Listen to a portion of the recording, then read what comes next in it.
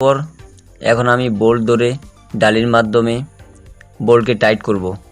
যেহেতু আমার এই মেশিনে কাটার অংশে ড্যামেজ হয়েছে, সেজন্য আমাকে পুশার এবং কাটার মধ্যখানে দূরত্বকে কমিয়ে আনতে হবে, যাতে করে কাটা তার জায়গায় সঠিকভাবে প্রপারলি বসতে পারে। সেজন্য আমি ডাই দিয়ে বোল্টকে টাইট করে নিচ্ছি আমার প্রয়োজন অনুযায়ী।